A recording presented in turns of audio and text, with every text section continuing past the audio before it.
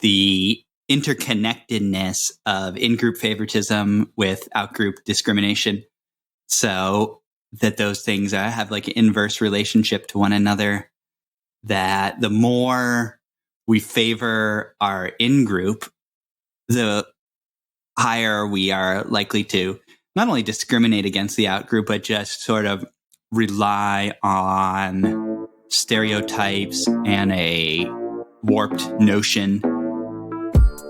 Hey, what's up, everybody? This is Dave. Thanks for joining Bob and I for our podcast, Thriving in Dystopia. And even though we always try and be professionals, sometimes we swear. So just know that going in. Beep bop bop bop bop bop. Beep bop bop bop bop bop. Beep bop bop bop bop bop. Yeah. Beep bop bop bop bop bop. Beep bop bop bop bop. Beep bop bop bop bop. It's the Scat Man. Hey, Bob. Hi, Dave. It sounds like you're singing to me. Beep bop bop bop bop bop. Yeah. It's funny. Didn't I do that once another week? Like, I don't know. Sometimes I like to sing your name into songs. Bob, Bob, Bob, Bob, Bob, Bob, Bob, Bob, Bob, Bob. It just flows. And that's one of the reasons the name Bob is going extinct, because it's dying as a name and it's more just an idea. Yeah. Oh, man. There is a great... I guess I'm going to call it a documentary done by our favorite guy, John Boyce, called The Bob Emergency, talking about how there's just no Bobs in pro sports anymore. It is just hilarious. And you get a good look at all the great Bobs in the last, 150 years of sports. You have a favorite, Dave? I guess I like Bob Feller. He once claimed that he could throw a pitch. How fast? Like 130 miles an hour? No, I think 109. 109. Which, yeah, I actually just watched another YouTube video saying that it's why it's humanly impossible to throw a baseball 110 miles an hour. But you could crank it up to 109. Dave. Yeah, that's true. You crank it to 109. Oh, man. Long before the radar gun. Yeah. There's that great scene where for some reason he's in a suit and tie, and they're like timing his pitch, and they're timing it against like a motorcycle that's driving by. And, he pitches faster than the motorcycle, but the motorcycle's only going 85 miles an hour. So that study told us absolutely nothing. Yeah. Well, I mean, sure, that's like super fast on a motorcycle, right? Especially in the 1960s. But it's like, yeah. What are you doing out there, people? That's like an R.A. Dickey changeup right there. Yep. Knuckleball. An R.A. Dickey changeup could also go faster than that. Yeah. Tells us nothing. Where does the name Bob come from as a nickname? Have you ever thought of that? Yeah, no, I have thought of it. It's, must come from, at some point, the nickname Rob went to Bob. Right. But why that happened? Same with like William to Bill, right? Right. How does it sort of get that B? Maybe like a B is a nice like, but, hey, Bob. Hey, Brob. Hey, Brob. Hey, Blob. Hey, Crob. I kind of feel like it has something to do with like the English language in like 1700s England, I kind of feel like I can just picture a little street urchin, just like playing around with that name. It's like, hey, yeah, this is my friend. Yeah. This is Robert. It's like, this is my friend Rob. This is Robbie. This is Bob. This is Bobby. I don't know. Yeah. Some of that Cockney rhyming slang. Yeah, Cockney rhyming. That's right. Yeah. It's crazy that it is like how that goes, And I think the same for Elizabeth, right? Elizabeth has like a million little nicknames too. Yep. Yeah. Those maybe like old English names have a lot of nicknames off of them. Yeah. Anyhow, let's get into some stuff we want to talk about, Bob. I want to start us off and talk Oscar season. Yes. Thank you, Dave. I am just so curious, Bob. Have you seen any of the Oscar contenders? Do you know what they are? No, do you have them? You have them in front of you? I don't even know if the Oscars have totally been announced, but I do know that the Golden Globes are this weekend, so they're basically the same idea, right? Because I think they are. The Oscars got pushed back till April. Usually the Oscars happen right around this time, right? Yeah, that's right. Yeah, but we could talk about, the Golden Globes, right? So that's more what we're getting after, because they are tonight, in fact. Wow. Oh, man. Wow. Yeah. The end of February 28th. And the one I am most curious, the two that are have been predicted to do the best tonight are The Trial of the Chicago 7 and Nomadland. And I'm curious. I bet you've seen them both, but I have not seen either. I've seen The Trial of the Chicago 7. I've also seen Promising Young Woman, which is up there, but I have not seen No Man Land. Okay. Yeah. I have a feeling that Nomadland is going to sweep. I just feel like it's classic Hollywood movie. I just watched the trailer and it seems like just so Americana, just like driving around in a big van, not like an RV, but a big van. And, it's a woman in her 60s that has just lost all of her money and she takes to becoming a nomad. And it's kind of glorifying this idea of being on the road. Going back to Jack Kerouac or that one, what is that movie? Peter Fonda and Jack Nicholson on motorcycles. Is that Easy Rider? Easy Rider. Yeah. I just feel like those movies they make you feel something. And I don't quite know what it is, but I like it. I will say that I do like it. Yeah. But I do know that The Trial of the Chicago 7's on Netflix. And you've seen that one? Yeah, I have. It's pretty good. Good acting. And I think I, at the end, felt a little bit unsatisfied for some reason. It's an important moment in history. It's basically the Nixon administration going after very loosely connected activists in order to send a message to social movements. The thing I remember most is just Sacha Baron Cohen playing Abby Hoffman. Does a great job. I'd give it to Sacha Baron Cohen if he's up for Best Actor. But for me, it's a fine movie, but it wasn't anything amazing. We'll see what happens. I don't have a strong feeling, but you're probably right. You're pretty good at picking the Golden Globes and the Oscars. Yeah. I also don't think it's pretty easy to get in this year, Borat is up for a Golden Globe in the comedies, along with Palm Springs. So it's it could be amazing. I mean, they'll both get blown away by Lin-Manuel, right? It could be because it's comedy or musical. That's right. Yeah. Which doesn't make sense. I don't know why Borat and Hamilton are in the same category, right? Yeah, that's true. Oh, and Sacha Baron is up for his role as a supporting actor in The Trial of the Chicago 7. Oh, he could just roll it this year, Dave. Oh, man. He's going up against Bill Murray, On the Rocks, Jared Leto, The Little Things, Daniel Kaluuya, that's your guy, right? Judas and the Black Messiah. Yeah, Fred Hampton. Fred Hampton, and then Leslie Odom Jr., One Night in Miami. And he was also in Hamilton, so pretty good. Speaking of that, Regina King is up for directing One Night in Miami. Think she's got a shot, Dave?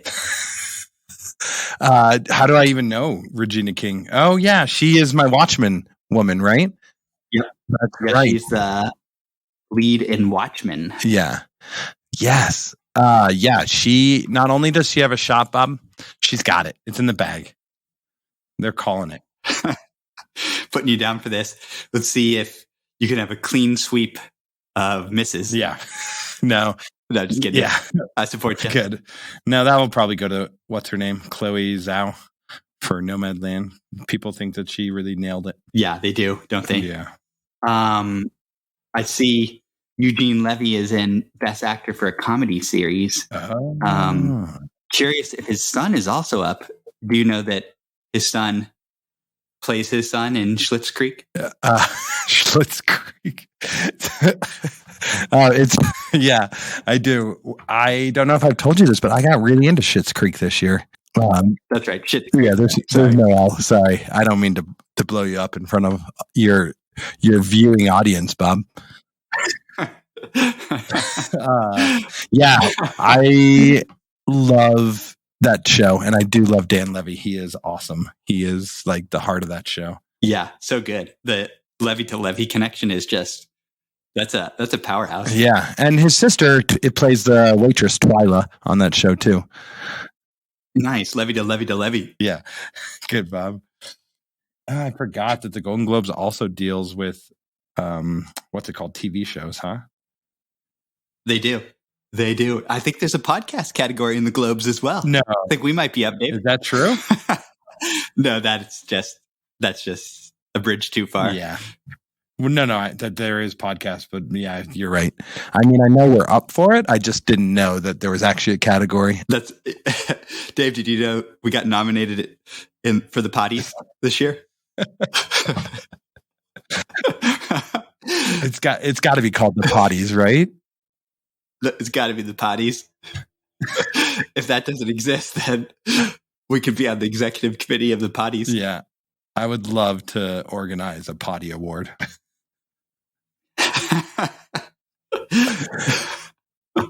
Oh God. Yeah, how did it all become about like the E's, right? It's not like Oscars. I guess Tony, Emmy, Oscar, and is there another famous one? I guess those are the three. But then it became like ESPYs and the Dundies, of course, from The Office. And oh, nice. And the best commercial? What are those? There's something E's. Dang, Bob. You're just tantalizing Dave Harris wherever he is. That's right. And I'm sure Nick we really need yelling at his computer right now. Oh, yeah. We need a Harris show. Yeah. Yeah. Especially, I was going to try and get him last minute for last week's show, but I was like, that just feels like too much work. Yeah. Well, we'll get you Harris. Put it on your schedule for March. Yeah. Man, we're fast approaching our episode all dedicated to the band TLC of the late 90s. My God. Episode 87? Is that right? Yeah. Hopefully someone will go back and send us an email. Yeah. Because I have no idea how we're going to figure that out. We don't have enough people power out there to go back and mark the calendar. No, we don't. Well, Dave, I better switch the topics and get you on my question for the opening. Yeah. Hit us up, Bob. Okay. So it is a dystopian question. And I want to get your sense of what the summer is going to be like in the pandemic, because it is a moving target in the sense we have seen since early January a rapid decline in COVID cases and also rapid decline in deaths and hospital cases. So it does look robust, and it's not just like based on some kind of testing error or something like that. For example, in Monterey County at our peak, we were experiencing, they measured over like a 2-week period. So we were over 6,000 cases in a 2-week period. Now we're down to 900 in the last 2 weeks. So, down about 1/5 of what we were. And we got the vaccines coming out, although albeit slowly. Then we have the variants, we have these UK variants, South Africa, Brazil, and there's an article that talked about a nightmare scenario in which 2 of the variants come together in one person and turn into something else of, an even worse mutation. And yeah, this article called it the nightmare scenario. They weren't clear on what that means, right? Like, okay, what is this so-called nightmare? Is it going to turn into like Like, what does that actually turn it into? They weren't clear on that. But there's definitely a lot of, good science, like, for us to be worried about the variants. We also have, as Malcolm Gladwell brought in, these like second generation vaccines that should be able to handle the variants better than the, current vaccines. We have no longer a Trump administration. We have a Biden administration, but we're still left with the U.S. culture. So, Trump was one bad issue with it all, but U.S. culture in and of itself was bad. The extreme capitalism with very little help for people coming from the state, in terms of funding or, just help, and financial help from the state. Where in Europe, people have gotten money every single month of the pandemic. So the U.S. is just a brutal situation for COVID. With all those factors, and we should tell our listening audience that you have received your first dose of the vaccine. Good stuff. Good stuff. Actually, there's one more important factor, that there is a vaccine apartheid, both in the United States and globally, where white people are twice as likely to have received the vaccine in the US. And then the vaccine, like much of the global South can't get the vaccine because it's being hoarded in, Western countries. So that's a important issue as well. So many factors, right? It's just so complex. But what are your thoughts about this summer? I say, let it ride. Let's have a blast, Bob. No, gosh, you bring so many good points up, and I guess my first thought is I feel like I might be one of the first people in my age group, friend group, that is getting vaccinated. I've already had my first dose, and I get my second dose on March 11th, Joe Shine's birthday, or sorry, the day before Joe Shine's birthday, and also our dad's birthday. So I feel like, I'm 2 weeks away at this point, not even 2 weeks away of being vaccinated. And a big reason is because Colorado pushed educators like up all the way into like the 1B. And yeah, I feel like that's not happening very much. That like seems like Colorado and Kentucky are the only two states that have done that. So I kind of feel like, whoa, this is feeling kind of wild that I'm going to be vaccinated. And like, what does that mean for me? And one of the things I was thinking about is like, man, it'd be kind of nice to get in the sauna, like just going to I don't have a gym membership anymore, but through the school district that I work at, we get gym memberships. And I'm like, oh man, wouldn't it be sweet to go to a sauna or get a massage? Or like, I've decided not to book a dentist appointment because it just feels like that felt like a little too invasive. You know what I mean? So like all those like mucous membrane, like doctor visits or whatnot. I've been kind of dreaming of a lot of that. And, our mom gets her next vaccination tomorrow, will be her second dose of, I think she has Moderna. No, yeah, she has the Moderna one. So I was like, maybe I'll be able to like spend Easter weekend like inside at her house, which kind of feels like a wild dream, But then there's this whole other side of like, we're not really vaccinated against these mutations, or like we don't know if we are, to be honest. And we really like, it seems so dramatically important to like, if we can like even the people that are vaccinated, because most of us, there's a lot of people that have elected not to get vaccinated because they're like, oh, I'm young, or I don't believe in the coronavirus or whatever. And I feel like that is kind of a danger to the society as a whole. Yeah, I don't have an easy answer, Bob. I just feel like there's like a little bit of a weight lifted off. there's a few weddings this summer that will probably still be happening, but maybe not. And yeah, I just have like a desire to like come summertime, I want to get in the car and do a little bit of a road trip. And I feel like the only reason I'm saying that is because I'm vaccinated, but I know that doesn't feel like the safest thing to do. But at the very least, I feel like a weight off. So I'm going to do my best to keep everybody safe out there. And hopefully, yeah, we can get through this. But I don't know. It just feels like it's a coin flip still at this point, whether or not we're going to get through this as a society, you know? Yeah. It to me feels like maybe the deeper question is like, has our society learned anything from the pandemic?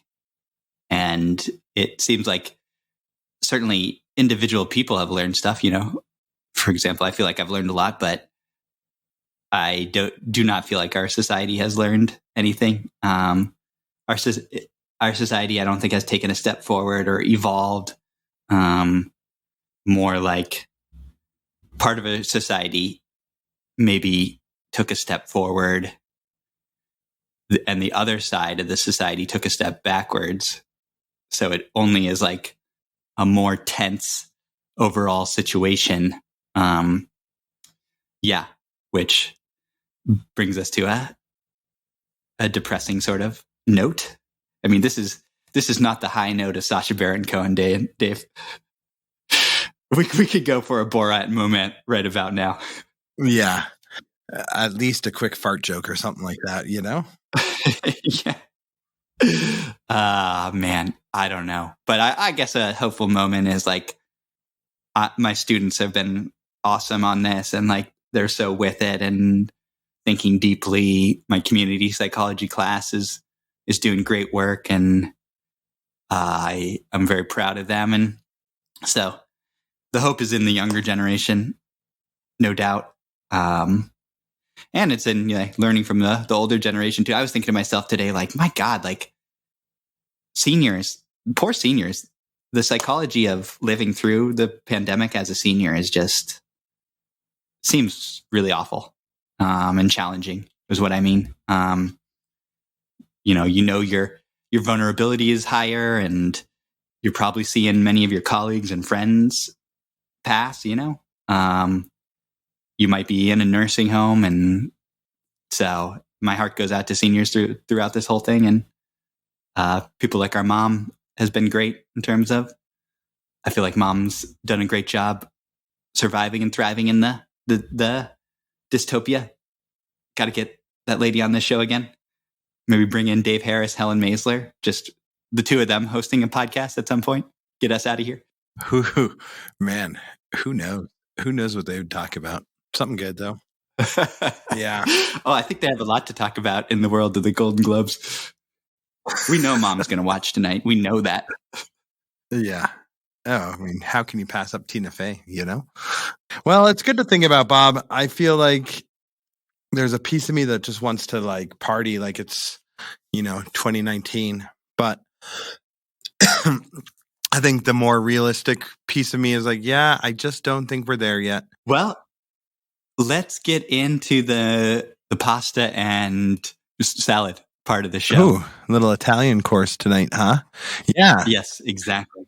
Good, Bob. I'm going to introduce it for us. We're a little bit flying off the seat of our pants. We had this idea about, who knows, sometime in 2020, I think, that we were going to do an episode on in-groups and out-groups and how that sort of relates to avoidance as a whole. And it kind of morphed a little bit into becoming like just putting your shoes on and going way back back into high school, because I feel like the in-group out-group mentality, while it still exists at like younger grade levels, of course, but also and it exists into adulthood a little bit, it just feels like we can all go put ourselves into that John Hughes movie and walk back into high school and remember what it feels like to be with whatever group we were in, and it doesn't totally matter what group has like the leadership role, or maybe not the leadership role, but like what group. It's not just the cool kids, right? Every group has an extent of in-grouping and out-grouping.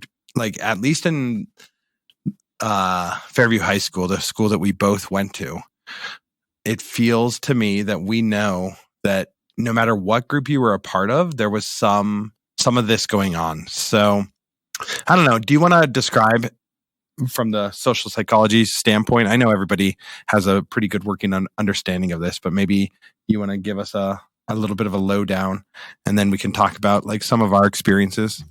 Yeah, absolutely. Maybe the social psychology aspect that's interesting for us to think about is the interconnectedness of in-group favoritism with out-group discrimination.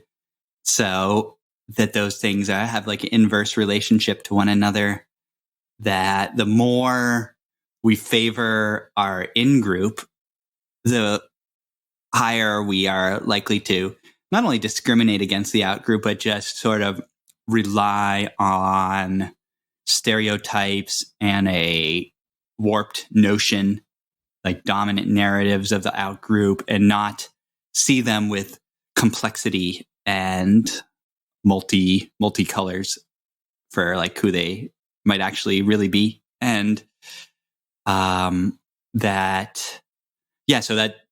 that goes hand in hand with in-group favoritism, which is cozying up to one's own group and establishing the bonds within the own group and the just social cohesion of the in-group. So this is subtle, because this is things that good people, good groups engage in. The having of a party, or the enjoying one's in-group can lead can lead to the favoritism, and then the out-group discrimination or warped thinking about the out-group. I would say that, high school is such a strong place where this happens, because the groups are pretty distinct, and we're in like this closed system in a sense in the high school itself.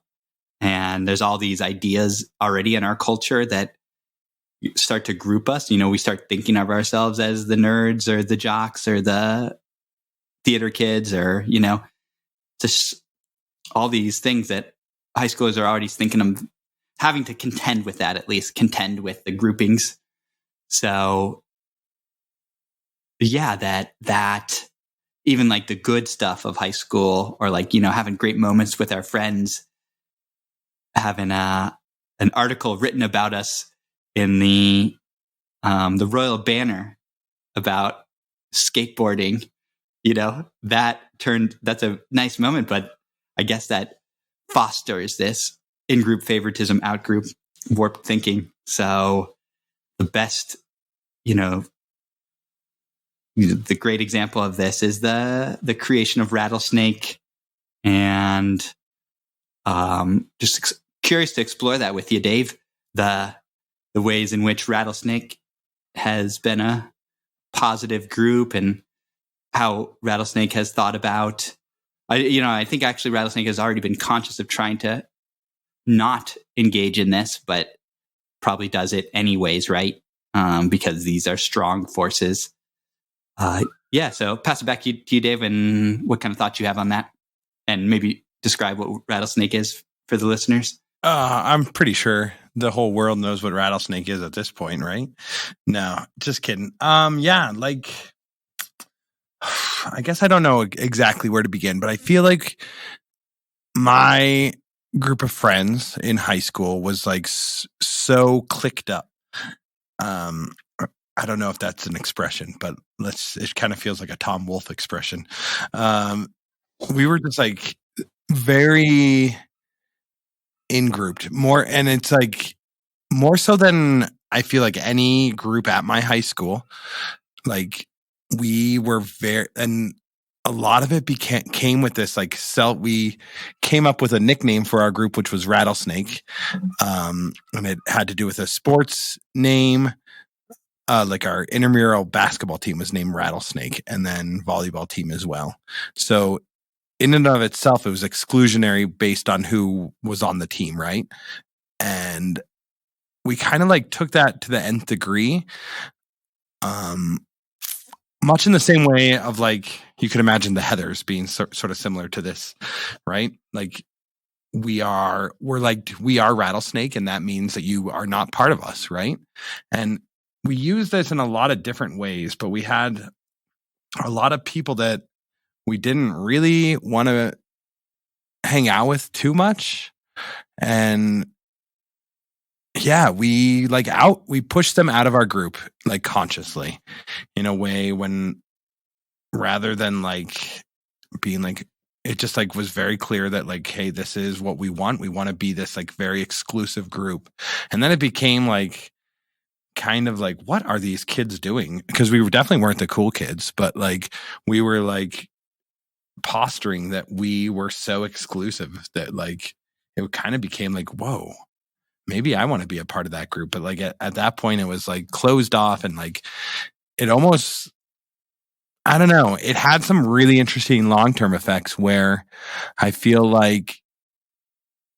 so close to all the men that were a part of this group. And I have friendships that are going back like 20 plus years at this point, where we talk quite often and we're in a lot of communication. And so like that group became like super solidified. But I also feel like in a lot of ways we did some things that I'm not proud of with other people in the school. And we really isolated ourselves, and it was, I don't know, it's like not the way I want to live my life, but I feel like it's also something that just like innately happens. But maybe that's because it's like sort of in my core a little bit more than most people because of like how I experienced high school. And like maybe, and also to be frank too, I never really had many friends in elementary school, and I felt like I was always on the out group. So there was like no people that really, like even the people that I like had as friends, they weren't even considering me friends, and I didn't even really like them that much, and they wouldn't even be friends with me, you know? Yeah, so I felt like so, like when I found Rattlesnake and this group of friends, I was like, oh my God, I finally have people that I like and they like me too. It felt like I felt so lucky, to be honest. And I just wanted to I still do. I just wanted to hold on to that so bad. So I don't know. Yeah. I guess in the end, I feel lucky, but I also feel like I wish that I could have done things a little bit differently, but I just don't know if I could have, you know? Yeah, I'll bring a little bit more psychology into this conversation. And this idea of building community, and like building community is really important for being human, and having a community is associated with a lot of elements of well-being.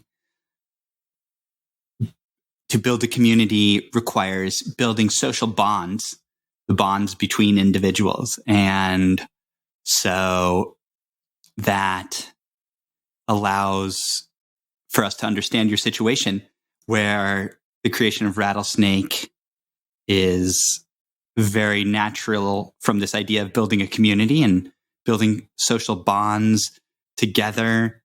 So it makes a lot of sense. And like I was saying before, high school is a war zone in which students are in really awful, tough, like very difficult places. And So to survive, students will do anything, I think, and it seems like building community is a positive thing that high schoolers could do. So it's something that I always read as a very positive thing. The creation of Rattlesnake, you created it freshman year, where that's like the hardest year of high school often. And what building social bonds can do is another social psychology term here is build social capital, where social capital is like the networks that one is in, and that is a type of power. And so yeah, I think it likely slowly but surely gave you all a type of power, not a bad type of power, but just a type of power. It does feel like other people wanted to join Rattlesnake, but didn't really like have the same values. And actually, I think the values of Rattlesnake were pretty good. They're around like political consciousness and like trying to not be a jock culture or a popular culture. So the values were pretty good. And often I remember you all would like exclude people who would like just have more, for lack of a better word, individualistic perspectives that didn't fit the like progressive politics of Rattlesnake. But then there's like another side of all of that, because like, and I think you were focusing on that other side, which are really important to think about, because I do think as we've met people in our lives, it's clear that there's like an implicit rattlesnake, even if it's not named. And that can feel very excluding. And it's possible like that Rattlesnake could do more to like the building of community. The other side of bonds is bridges. And I think it would be up to Rattlesnake to start to engage in the process of building bridges. That's like, to build a community, you want to do inward bonding and then outward bridging. And yeah, I think it would be like the evolution of Rattlesnake to go from bonding to bridging. Right. Oh man, Bob, you're pretty good. I mean, no one really gives you much credit for your social psychology, but I feel like we really learned a lot. I feel like you really, I don't know, gave me some hope for this world that we live in. And I love that idea of bonding to bridging, It's like, dang, if only we could have done a little more bridging. If only we had, I mean, you were our mentor. You were the snake charmer, as we like to call you, right? That's right. Yep. Yeah. And we all like looked up to you as like our Aristotle. Anyways, sorry, I won't get into any metaphors that will just get drowned out in a coughing fit from me. But yeah, I just think that is what we were missing. And it's like, it's tough because in high school, even these bonds that you like put in your heart and you hold so close, and like this bond is there, even those bonds, there's moments where it's like, wait, but do they really like me? Like, is this real or no? And I feel like sometimes it was just like, it comes from a place of fear that we want to just like bond. And like the second we try and bridge, it's like, wait, what are you doing? Are you hanging out with Matt Broker? Like, what is that? That's a name from the past. Am I right? What do you like? Yeah. You hanging out with Matt Broker? Like, and Steve Owens, he was such a bridger, and it like definitely like created a lot of fear in us at some moments, of like, maybe we don't need this. Like, but I really want to like come back to this idea. And it's an idea that I hold in my heart these days. And I try and like put it as a philosophy that I go forward with is the idea that like shared love is double love, and that is definitely not the expression. But like this idea that the love is not finite, and like the more people that are engaged in this, and like the love of like friendship, right? The more people that are engaged in this like friendship of love, and the more that it will grow. And I feel like that is this lesson that I've learned from my time as like a bonder and not a bridger, but like I really want to take this like these deep bonds and like build on them into bridges. And I feel like that, yeah, it's hard. It's hard though, you know?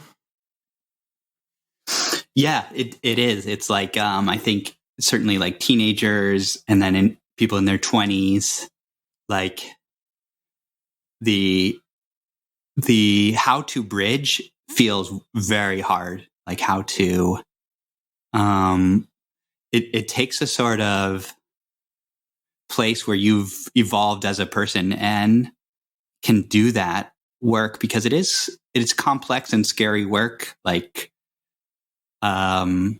both trying to maintain the integrity of the group while extending it outward. And I think you're right. Like it's another duality here, that like love is infinite and like abundant, and like one can spread the good stuff of Rattlesnake infinitely. However, one only has a certain amount of time. So like where one wants to use their resources is a really good question. But I do think that Rattlesnake over the years, and what it stands for is like this set of community that we have going back to middle school, high school, is, I think like you and I as a part of it can think about bridging and expanding it out. And also, yeah, just that idea of expanding community. And yeah, I don't know, like, is it worth trying to, like, even now, like the name Rattlesnake means a lot to a lot of people. And for people who are not part of it back in high school, there's a sense of like exclusion from it. And so it's kind of like, does there need to be this like abolishing of Rattlesnake or like blowing it up in order to evolve to something where it's not a thing, And I can't think of any equivalents, because the messages around high school is like there is a in-group in high school, but that dissolves, or, it just doesn't stay, especially not 20 years later. So it's a little bit uncharted territory. Haven't seen it in the psychological literature, Dave. So I'll keep looking. Yeah. Well, I'm also curious. I just want to ask you, just to give a little bit more of your perspective, because you didn't have you definitely had a group of friends, but did it feel like you were part of a clique? Did it feel like that to you as well? I just want to hear your experience a little bit. It felt like it never felt like a clique. I didn't have a solid like group of like deep friendships like that, where I think in Rattlesnake everyone like really cared for one another. And I definitely had some close friends, and I felt like I had like a little bit of small pods that were all connected. And I just saw like in my sort of friend and acquaintance group a lot of different relationships, but no sort of, I don't know where the core was. Like it didn't seem like there was any core, organizing friendship, where it did it did, like Rattlesnake was like at the heart, the core of a pretty wide network as well. And that's kind of special. So for me, I didn't feel like I had any of that. And so there's not like a similar group that extended just more like friendships that extended into the future, more like one-on-ones, you know? Yeah. Was there anyone in your grade level that was like that, like a rattlesnake type group that you felt excluded from?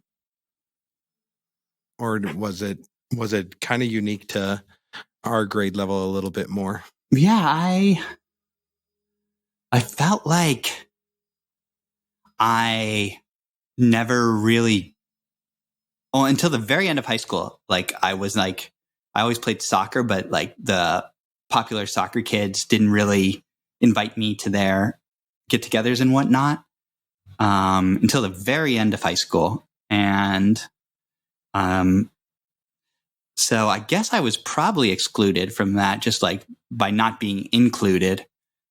But it didn't, but I didn't see like this little like core group, you know, like that was the core of anything. It was more just like networks of like the most popular kids, which I wasn't really a part of. Yeah, well, you gave me a little bit of perspective, and I know that it's a little bit of a loose topic, like connecting, in grouping, out grouping to avoidance. But I feel like the idea comes back. And I don't know if we're going to draw any big conclusions, but I do think that there is this idea of how we can be better people in our adult lives, on how we can take these bonds and bridge into the world to create more connection, which is something that we're always trying to do, you know? Yeah, that's right. And I think the subtleties are really interesting to think about, where like when two people share an inside joke or like inside knowledge, that is like a moment of bonding that the third person who doesn't know that joke is not a part of that. So those, have to be used carefully, or just there has to be consciousness around that and how that creates like subtle in-group, out-group. And that's like, I think over the years, how Rattlesnake has like an incredible insider knowledge. And that's like a force that Rattlesnake needs to contend with. I think we made it to the dystopian corner. Dystopian corner. You want to sing us in? I'll sing us in, Dave. Karl Marx in the sky. Octavia Butler can fly twice as high. Philip K. Dick. It's in a...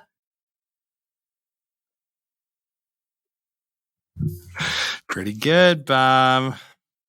I'm enjoying it, as always. Well, I am up this week, and I am going to talk about a book / I'm sure it got made into a movie. I feel like I saw it at some point, but yeah, if not a few movies. The book that I'm talking about is Lord of the Flies, and I feel like this is an old classic that I kind of wanted to bring up because I feel like it has a lot to do with in-grouping and out-grouping. I feel like this is a book of like who is a leader, who's able to make decisions, and like what happens when everything breaks down and a new society becomes created, you know? And I feel like everyone at some point has some interaction with this through middle school or high school. And I don't know. I guess I just feel like the character of Piggy is super intriguing to me, you know? And I feel like, do you remember this book pretty well, Bob, or not really? I remember it like moderately well. Yeah. These boys I don't know. Are they trapped on an island, or they're just amongst each other? Yeah. And it starts out like really positive, and then it goes to hell. Yeah, exactly. So, right.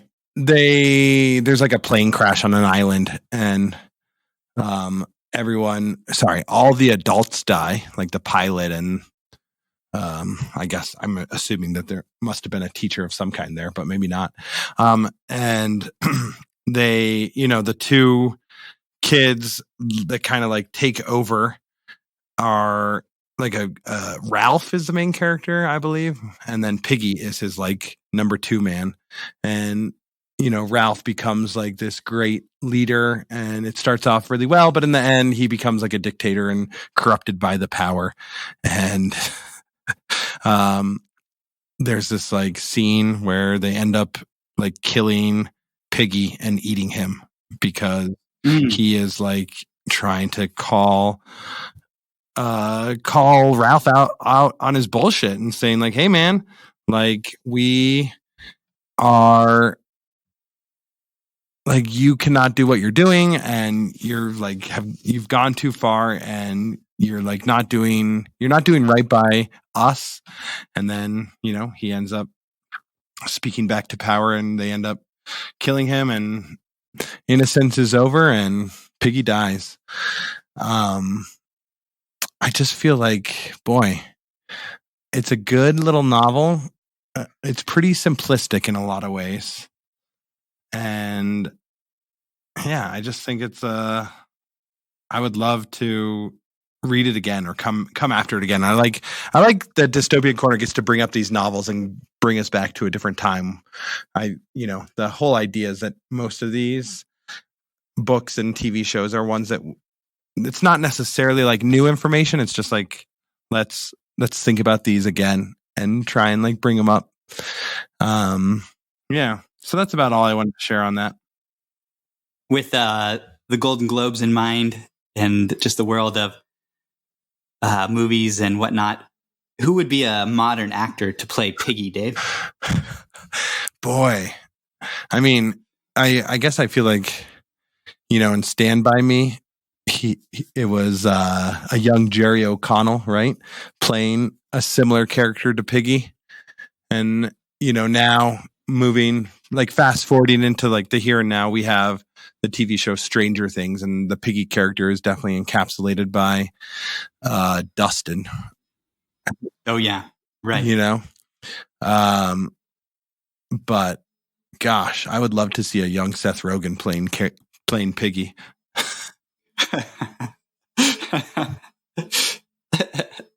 Good stuff. Thanks, Bob. Yep. Well, you want to lead us out? Yeah, Dave. Well, our listeners can find us, email us at davepeachtree, all one word, @gmail.com. They can find us on Instagram at thriving_in_dystopia. And we got to get a post on Instagram soon, huh? Oh, yeah. Let's keep on going to Twitter. Tweet at us at bmaze19. And last but not least, I forgot about our last but not least. Oh, yeah, we have our website. Yep. That Chris wonderfully updates, and it's at thrivingindystopia.com. Perfect, Bob. Well, another week, another day, another dollar, as Weston Monroe likes to say. Weston. Love it. Good stuff. Well, lead us out, Dave. Lead us out, Bob. Everyone, lead us in, lead us out. Love you, Bob. Love you, Dave. Have a great week. Bye. What's up, Thriving Crew? Bob and Dave want to take a second to thank you for lending them your ears. They also want to thank the artists for making everything a little more beautiful. The intro song is In Heaven by Drake Stafford. Our audio is edited by the consummate and dexterous Nadir Chayech. Web design by Chris the Mixer Sawyer. And of course, visual art is by the prolific and enigmatic Joe Shine. And finally, our new outro song is Bashful by Ketsa. See you next week.